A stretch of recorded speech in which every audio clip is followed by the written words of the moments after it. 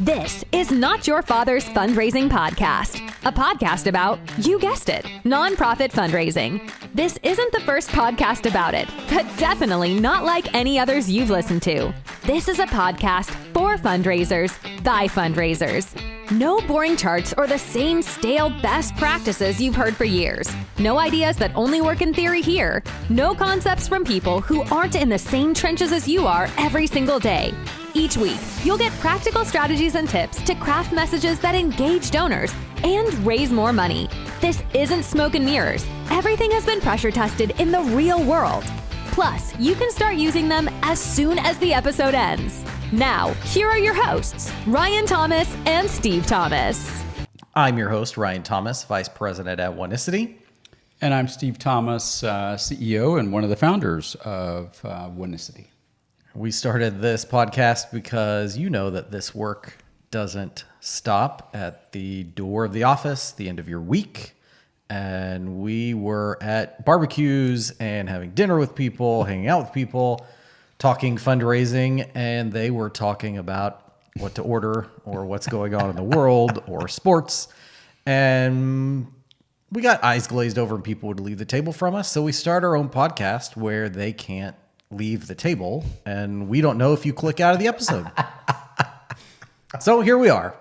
Yeah, just don't tell us, right? Yeah, just don't leave tell quietly. us. If you could just not email us and say, I clicked out of your episode 3.5 minutes in, enjoy, we'd appreciate it. Instead, send us your 5-star reviews to podcast@oneicity.com. That's ONEICITY. And put them on wherever you get your podcasts, whether that's Apple, Google, Spotify. That helps the algorithm. And we love your questions. And we're going to get to some questions from the podcast at Oneicity email in a minute. And we'd love your questions, your comments, even semi-negative feedback we're taking, theoretically. Yeah. Not my preference, but... Think about it before you send it. Yeah. Just take a deep breath and then send it. We have dogs at home, puppies. They're our emotional support puppies. when we get a below 3-star review or an email that says you guys suck so bad. I hate all of your references and all of your ideas. They're all horrible. But other than that, other than that, Mrs. Lincoln, how's the podcast? So this is a special episode. Like I said, we've got questions and we're going to get to. That's going to be the majority of the episode. But we are very focused on actionable tips, things you can do. So even though we've got questions, I did want to do a couple things you can do as soon as the episode ends. Can I try this right now? Yeah, try it right now. Finish the episode, but then try it. Yeah. And we call it something you should be doing if you're not already. And I'll go first. And mine is knowing when to move on. Ooh. It's like a relationship kind of. Yeah, we're working on a relationship podcast, so this is the backdoor pilot into that as part of the Oneicity Podcast Network. If you're dating, yeah, two old guys like us. Yeah, that's definitely exactly right? what people want to know. I think there's like a seniors match or something that we could get a sponsorship for. Anyway, know when to move on. Know when a job is good enough. Oh, yeah. There are things to tinker, but at some point you can be tinkering and you're just tinkering either to tinker because maybe you think, okay, if the agency sent me this, I've got to keep revising it or else I'm not really doing my job. There could be lots of reasons behind that's it. So good. Yeah. But at a certain point, you're getting diminishing returns. Yeah. At best, if you're not hurting it. And there could be a point where the revision you're making just to revise or keep tinkering, you've actually hurt your impact and it's less effective, or you're not making that big of a difference. And so at best, you then have to do the math of, okay, is what I'm tinkering with worth the time, X, what I'm spending to tinker with this versus Y, the possible impact. And you have to look at what you're tinkering with at that point. Is it the call to action headline? Okay, that's worth spending some time to make sure that is dialed in and correct. Third sentence of paragraph 5. Is as long as you don't offend anybody, it's probably not worth spending extra time on that. So know when to move on and know when this is good enough, and not just meh, but this is good, this is effective, and it's more effective over the course of a year to move on to the next project. Oh, that's so good. I spent some time dealing with exactly that kind of problem with a client today, and it is hard to turn loose of something if it doesn't feel perfect, but something in the 80-85% good enough in front of donors is better than 100% that is either late or you never get it in front of donors. So totally, or it causes you to be late on the next thing Yeah. because you were focusing focused on this. You're delivering a lot of work. It's easy to do that. It's easy for that to happen. But if you can focus on getting it in front of the right people when it is good enough, and that's hard language for people to hear sometimes. Good enough, because that can sound bad. But I wish I had known that you were going to talk about this, because I would have double checked the adage. But what is it? The perfect is the enemy of. Oh, I didn't. But I didn't look that up. Yeah. It's So anyway, perfect is the enemy of good enough, or Yeah. effective, or something like that. Yeah. Yeah. Sorry. Can you tell we don't rehearse this ahead? It's We casual. aren't spending extra time tinkering with this We segment. would do this exactly like we would do it over the barbecue grill. This All is right, good enough. Is it my turn? That was good enough for me. Yeah, good enough. All right. And I should have brought that up, but I thought I'd... anyway. Come on. You got this. Okay, so you're me? Yeah. Let's go you. So here's what I think you should... This is something you should try, right now, is sit down and read your last year's fundraising. So hopefully you've got that in a file, or you've got it maybe you're old school, you got it 3-ring binder, or however it is, and look at what you have put in front of donors for the last 12 months. And what I would prefer that you do is, if you do direct mail and email and social, whatever you do look at everything as it unfold in front of donors. Now, the first thing to recognize is it's not like donors paid attention to it that way. They were coming in that's and a out shock. of it. Yeah, they're Whoa. coming in and out of it very roughly. Okay. But the idea is it is hard to do the reviews. We've talked about how you review when you're planning, but one of the things that occurred to me, it is so easy to lose sight of, because it's like that old I Love Lucy episode where you got the chocolates, running off and they're dipping or whatever they're doing, or whatever your metaphor is for something that's moving fast. And so you've got these things going, and if you don't sit down and say, what are they seeing? What are we telling them? What are we hearing? And so 3 questions for you to look at as you review. 1, what's your overall impression of what is being told, right? Second thing, what is the main thing that you talk to donors about your cause or your organization? Number 3, what's missing? What are the things what's missing? What seems to be not done? Now, I don't want you to get a cup of coffee, go to the bathroom. I want you to read the whole year in one sitting. Now, it may be a long sitting, you may have to prepare for it. But one of the advantages you get with that is that it is all in front of you, all in your head at one time. And you will gain there'll be some understandings that will come to you, and some things you go, I can't believe we didn't talk about this. Or, wow, we talked about that way too much. Yeah, Or, we say that all the time. Exactly. There'll be some phrases you start hearing that you don't like to hear. Hopefully there'll be other phrases that you think, oh man, we are driving that home. This is awesome. So give that some thought. Look at a year, and it doesn't matter what the year is, just 12 months. Back up 12 months. A rolling year. A rolling year, however you want to do it. But you want to cover a 12-month period, and so say we're recording in July. If I were doing this, I would say do July to June from last year, or whatever's a 12-month cycle. I would rather you did a rolling year, as you said, than go to back up to December and then do January of, what would that be, 20? Yeah. I was told there was going to be no math. Yeah, sorry. It's a calendar. I don't like that. I can't remember what year we're in. So, because that will be COVID, and there'll be a lot of other things. But if you just back up 12 months from where you are, that will inform where you're going to go next, without question. Yeah. You can't know where you're going to go if you don't realize where you've been, what you've been doing. Hashtag. All right. So time to answer some questions. Oh man. Because we've got some questions. We kept throwing that email out thinking nobody would use it. Eventually. It stayed empty for a while, but then we got some emails. So we'll kind of go back and forth. We divvied up. Some of them will be emails. You gave me the hard ones too. Yeah, that was the way. We wanted it. I'll start, and then we'll just ping pong back and forth. All right, go. My first one says I have to switch to my email platform. Hey guys, love the podcast. Nice way to start my Tuesday morning commute. I was wondering, when is it too early to talk to donors about Thanksgiving? The holiday season is a huge part of our budget and our fundraising, so we know that we need to maximize that, but I'm sure there's a time that's too early. What do you think? I thought you were going to answer all the questions. I was going to do all the reading. Oh, you're just reading. No, I'm joking.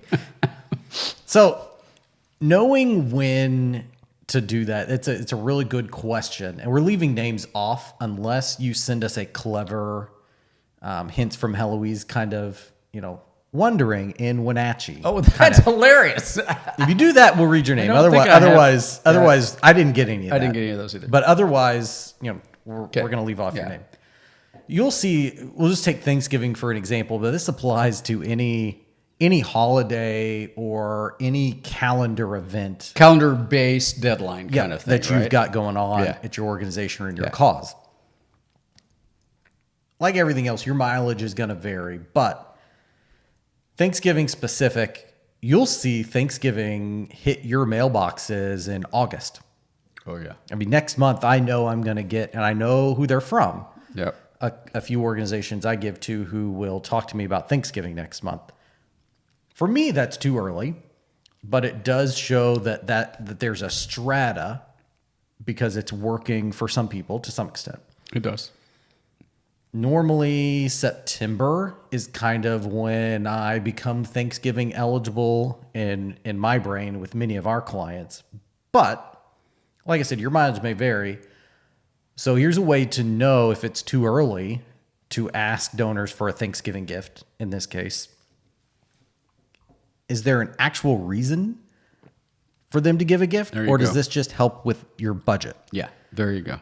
Do you really have to get ready for Thanksgiving in August because of big numbers or other considerations in your organization or your situation or space?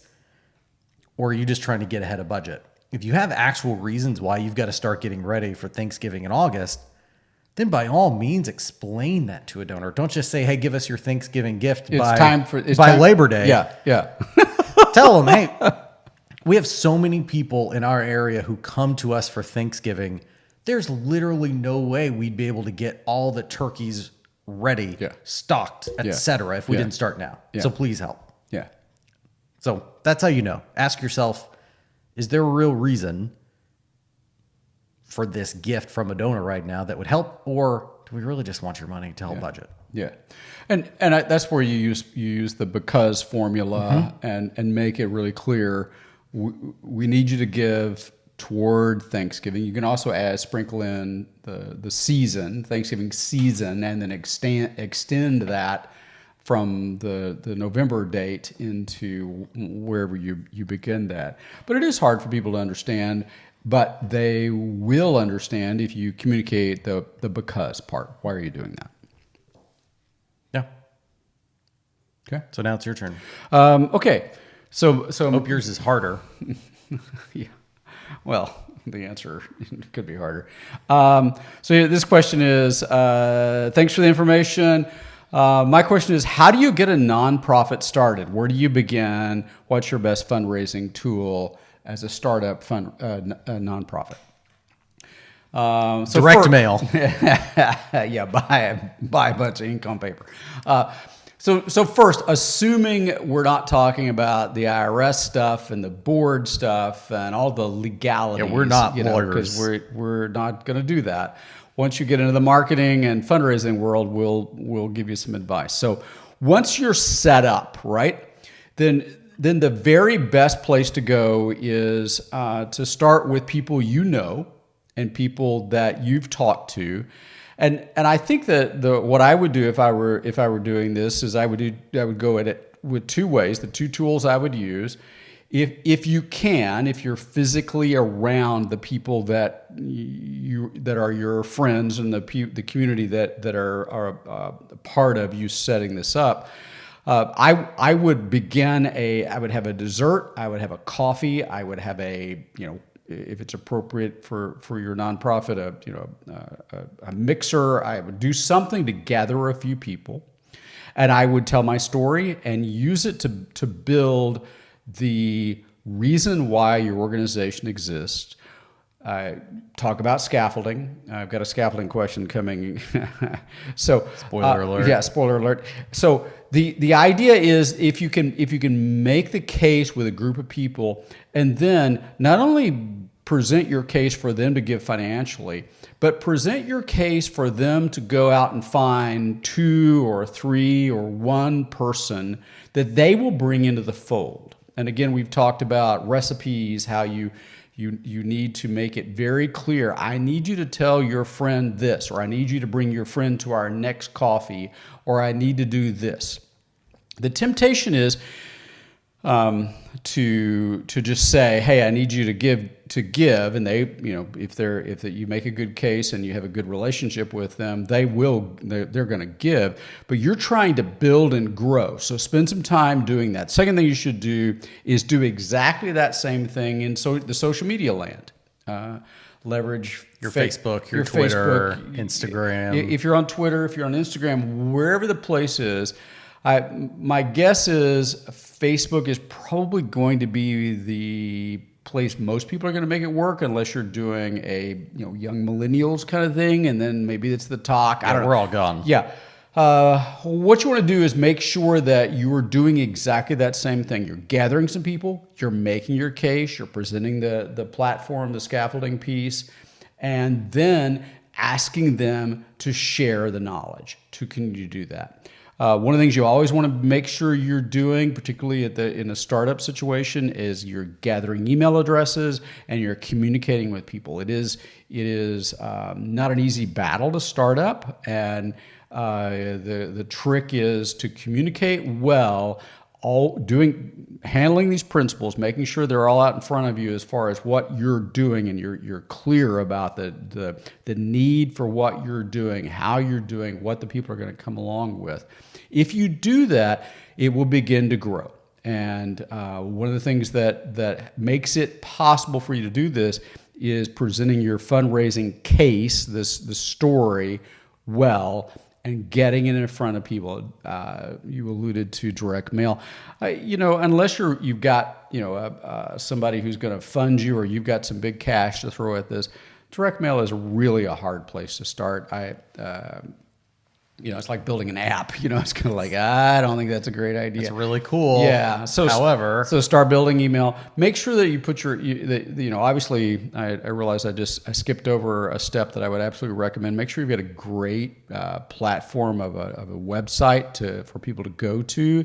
That it doesn't have to be big money. WordPress, Wix, needs to work. It just needs to work and present your case. So that would be where I would start. I know I didn't answer that well, but ask again. Yeah, if we didn't answer your question well, just resend it in, and that'll work. Asking one more time. So, yeah, just reply, and we'll get the Yeah, it's like, okay, seeing a pattern there.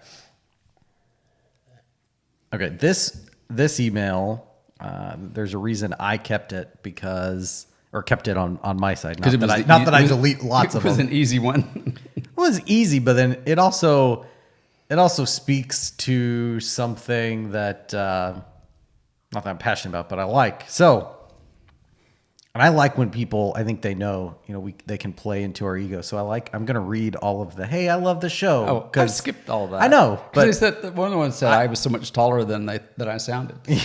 Okay. Let's check the from on that one. Yeah. They need to adjust the tilt on their screen, clearly. Anyway, hi, Ryan and Steve. Love the show. You're right. It's not what I expected when I first clicked to listen. That was great. Where do you guys fall on using gimmicks in direct mail? I give to a few other organizations, and some of the things I see in my mailbox I'd never want to use for us. But someone on my team suggested one of these gimmicks for our holiday fundraising season. Oh. Those aren't worth using, right? Oh, I can't wait to hear what you're going to answer to that one. Yeah. All right. So first, let's just start with the identifier. How do you know if something is a fundraising gimmick or a strategy? If it raises money, it's a strategy. If it doesn't work, it's a gimmick. And that sounds so crass. After the fact and crass, but I want to call back to one of our previous episodes where we talked about effective design versus beautiful design. And there are designs that don't look as good, or I don't like the way they look until I get the results back. And then all of a sudden, that is a beautiful outer envelope, or that is a beautiful subject line because it worked. It raised money. It helped our cause. And that's what matters. There's clip art, things donors have to perf off, tear off, sign, and return back along with their gift. All sorts of things can fall into this gimmick situation or bucket. But if it doesn't lie to the donor about what you're going to do with the gift or why you need the gift, as long as you're not lying and it helps a donor complete the process of giving a gift, that's the goal. Builds a relationship, gets them in. Because the hard thing about fundraising is we can't trick people into giving their money. They've got to actually decide we can't trick them to tear off a check, fill in all the information, put in the envelope, put on a stamp, and send it back. They've got to do that by their own volition. They've got to want to do it.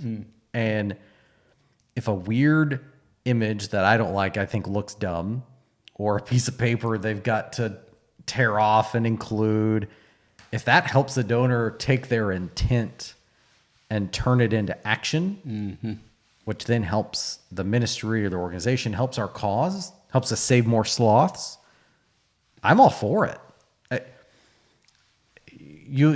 So then let's back up and say, okay, there are going to be some outliers. You may be in certain fields or causes where certain imagery could work, but isn't really not just the high class you want it. We get into exploitive or all sorts of other things. Could be. But outside of those third rails that would electrocute you, if it raises money, I'm all for it. And it's a great strategy. Well, and one of the things that I would say on that is that don't assume all your donors are you. I mean, one of the glorious things is you're spreading the news, and like that startup question earlier. Spreading the news. Yeah, you're trying to make sure that other people understand it, and what your taste is. It doesn't necessarily mean that's everybody in your donor file. I had a client one time who they were always talking about, well, if I hate it, our donors are going to love it. So yeah, I like it because of that. Because they were able to separate their personal taste from what they knew would communicate to their donors. Because you're not, like I tell people, I can't pay bills on intentions and things like if the funds don't come in, if the gifts don't come in from donors, then that wasn't a great kit, or that wasn't a great email. Exactly. All right, off to you. That was my favorite one. Okay, this one says, I can't believe that you're old, that you're as old enough to be Ryan's father because you look like his same age. Oh my God. I've made that part up. Okay. Yeah. It actually says, Leader Voice is really interesting to me. It seems like Leader Voice, that was episodes 9 and 10, seems to make fundraising about the chief executive officer, or it could easily become an ego trip. How do you keep the focus on the cause while doing what we recommend? All right, well, first reset leader voice. You told me the episodes, but that's definitely worth resetting what that is before you answer. And that's a really good question. Aside from your obvious blatant putting words in their mouth. It was a gimmick. Not a strategy. Okay, that worked. That's a strategy. Okay, well done. All right, reset. Yeah, what's leader voice? Do it. Okay, leader voice is our term for a strategy we've adapted from some for-profit contacts that brings in the personality of your leader, whoever is signing, whoever's name is on letters and emails that go to donors. The theory being people give to people, and not just to help people, but people literally give to people, and knowing who it is that is on the other side of this organization. Making them human. Yeah, they become a real... multidimensional. Mm-hmm. Yeah. They become a three-dimensional person. Yeah. Is more effective. They're in the living room, or really they're standing beside the trash can with them as they're Don't throw that away! Yeah, whoa, no. That's more effective, but to this emailer's point, it's not easy to do. And I think we even said it, if you do it wrong, it's really bad. Yeah, and I think I'll just say, yes, anything powerful and anything that it has the potential to really change the game can both be, you can worry yourself into not doing anything with it, or it can be done badly. So we cannot deal with the humanity and the goodness of your leader. The goal of this is to make sure that whoever is speaking for the organization is more than just a voice, and more than just a name at the bottom of a letter or at the top of an email, or however that comes out. It is about taking corporate kinds of language, because once you incorporate, you are a corporation, you're an entity, and once you begin doing the work you're doing, you have to deal with this. I need to find the humanness of this. And so I can't help you with your leader's egotism or narcissism or whatever you're worried about. But this is not about this strategy is not about making fundraising about the leader. It is about sprinkling humanity into the fundraising message. So it's about focusing on the fundraising message, but every now and then connecting to who this person is that's telling the story, who's asking for the ask. And so you can never completely take away the potential for ego or narcissism, but you can make sure that everybody understands this is not about making it all about this person. It is about this person can't just talk like they're a corporation or a cause out in the ether. They're a person. Yeah, and it's really interesting. We've gotten a lot of, I don't want to say pushback, but we get a lot of difficult questions about leader voice from clients. Yeah. And I don't recall it being worded exactly that way. I've had leaders say, well, I don't want it to be about me, but I don't know that I've had, the fundraiser, because it sounds like they're on behalf, it's who hard to knows? tell. Yeah. But to have the third party worried about that, and your point of it is about the leader, the person explaining the situation or how that'll help remove some narcissism out of it. So I'm going to just say very quickly, I've met, to my knowledge, one billionaire. Okay. Who is the CEO of a corporation that his ad agency, who we just happen to know, the ad agency is part of doing this work for his big corporation. And he is the voice and the person they are lifting up, and the way they do leader voice. And he's the most humble. He was the most nice guy. I mean, in this meeting, it's a hilarious story of meeting this guy where I had come in from running and I was sweaty, and was not ready to meet somebody of influence and somebody I would like to make a good impression on. And he was so wonderful. We had this one-on-one thing, and I'm thinking, I cannot believe I probably smell from here. So I'm just saying. Of course, that's when you're going to meet that person, right? It's about the personhood, not what you're doing. Mm-hmm. So if someone's an egomaniac and a narcissist, and they're in leadership, they're going to mess it up their own way. So you don't have to worry about that part. Just focus on you're just revealing something about that person, so that the people, the donors, the people you're connecting with, have a sense of connection beyond just the organizational stuff. Yeah. I'll probably get a follow-up question on that one. I hope so. Yeah, well, I don't know. All right, those are the 2 I saved. I think I gave you 3 on purpose. Yeah, you did. Okay. So this one says, You're so much stronger looking than yes, I expected. I think. Have you been working on your upper body strength? So it says, I don't really understand scaffolding. Is that how you tell the story, or how you ask the donor? Yes. Yeah. So well, that was our episode. Yeah. So and punch the button. So scaffolding is that piece where we talk about 4 parts in a anytime you're communicating with a donor and you have a call to action. Go ahead. No, I was just going to tick them you're off. I'm going to do the easy part. I'm going to be Vanna White. So problem, solution, consequence. I almost said precipitation. Participation. We do want donors to make it rain. Okay, so those are the 4 components, and as we've said when we talked about this, that those are the 4 pieces, and it is. I like the term scaffolding because you're hanging your fundraising communication on this thing. It is what you build it around, or what you use to build it, however you want to visualize it. But it is both the presentation of the fundraising ask or solicitation, however you think about it. It is how you tell the story. Now, the story doesn't need all 4 of those components. The story can come in and illustrate the problem. It can say, here's why, and we keep using sloths, but we'll do that. Here's why sloths are in trouble, and you tell a little story, or you can tell in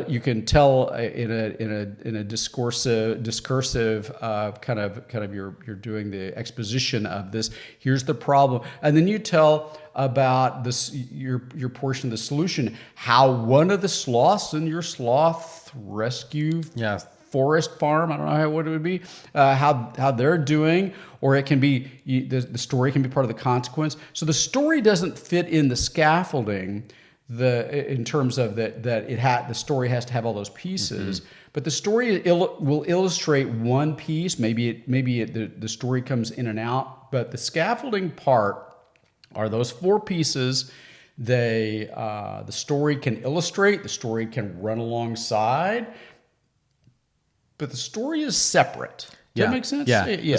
Well, I forgot to mention they mentioned how tall I looked. Of course they did. On video. Everybody does. Which that might mean you sound really short. I just realized we can turn that around really fast. Yeah, that was good. Okay. Yeah, the story is sort of a yes and, because it can do most of those, or it can do none of those and just support. Yeah. When I help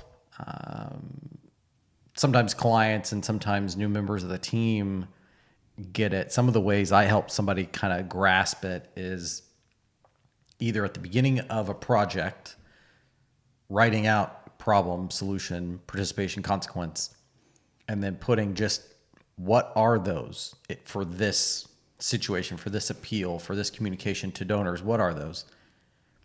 Now go put that away, or turn that piece of paper over, or minimize that window.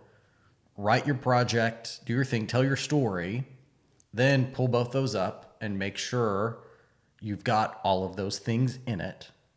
Or you can do the inverse and take those and expand on each thing. Really dive deep into, here's 50 words, 100 words on the problem. Here's 100 words on the consequence. Here's 100 words on all of this. Then pare it down, fit the story. there's so many ways to go about it. Yeah. But So I think about the scaffolding and the story, they're parallel, or they're side by side, so that they touch, they communicate, they connect, but you don't have to have all four in the story. yep. Yeah, you don't have to have all four in the story. If you don't have a story, it's not great. But if you don't have a part of the scaffolding, it's going to fall down. Yeah. And the last part of this email talks about how do you ask a donor. So that becomes the participation part of the scaffolding, where you tell a donor, here's how you can be a part of solving this problem, changing the situation, rescuing these sloths, whatever you're at work doing. And that is the ask. And we talked about ask arrays, we've talked about call to action, we've done a variety of those things. But you're calling the donor not to help you, the organization, solve this problem, but you're inviting them in to participate in the solution, participate with you, the organization, the nonprofit, doing the work. Because it could be, the solution could be saving sloths who are abandoned by millennials. I think is the problem we created. That is the problem. But the problem is millennials are buying sloths on the internet, realizing they're harder work to take care of than they thought, and they're abandoning them. The solution is we have a sloth refuge, a ton of trees that rehabilitate the sloths, undo all the damage from the millennials. I'm going to have to read up on sloths. They're no longer scared of TikTok, and the sloths just get into a good place. That's the solution. The participation, which can be the hardest part when you're new to it to figure out the difference. The participation is for $22.50, you can provide a day of sloth rehabilitation. You can adopt a sloth. You can sponsor our sloth dormitory. You can feed a sloth. I gotta read up. Yeah. I was just thinking, We don't know they enough eat about- ants. we don't or know about sugar cane. Anyway, so to feed a sloth. That's how it works across. Yeah, that's sometimes I had somebody tell me that the way they keep it straight is the solution is the price of a car and the participation is the monthly payment. Oh, that's really interesting. Yeah. Oh, that's fun. I was kind of like, oh, okay. Yeah, okay, I could buy that. Yeah. And I don't remember who told me, so I can sort of legitimately take credit for that. Yeah, go Because ahead. in good faith, I'm not sure who to credit. As a classic marketing agency guy, you just That's right. swipe it. Hashtag, yeah, it's mine. Epic. That scaffolding question. That's a really good question. All right. We'll have to go back to that topic-wise. Yeah, we should. And that's a good way to inform us. If you need or want to hear more about a topic, Just say more on this. Yeah, give us, tell us more about that. 201 instead of the 101 about that. And we'd be happy for you to do half our homework for us by telling us what to talk about. That'd be great. It's kind of fun just doing questions. It's different. Yeah. Although next time I don't think I want you or me to have the questions. We'll get somebody to do them where we don't have any chance to get ready. Would that be fun? Oh, that would be a lot of fun. Be like reading mean tweets. Mean questions. Don't ask mean questions. Okay, that would also be kind of fun. No, we're not quite ready for that. I'm not ready for that. Okay. Right? Mean questions for Ryan, softballs for Steve. Hashtag softballs for Steve. That's part of our solution. Yeah. Okay. That's real. Softballs for Steve. That's going to catch on. We're going to do that. Okay. So thank you again for sending in your questions. Please send in more. It's amazing to have email. I mean, wow. great. It's like, okay, We've had it set up and then all of a sudden it started trickling in. So yeah, this was a trickle. It was a good trickle. but we'll take it. I'm We'll excited. take it. There was one that didn't make it. So this, we're not like the safety school of podcasts. We're not taking everybody. There was one we're like, let's not do that. Yeah. Okay. Try again. Yeah. So next week, who knows what we're going to do? Maybe it's your questions if we get lots more questions. But send us your questions, comments, all of your feedback to podcast@oneicity. If you're doing that, all right, just toss a question at the bottom. Sure. You're already halfway there. We'll take a shot. Give us your 5-star, your 4-star, your 3.5-star reviews.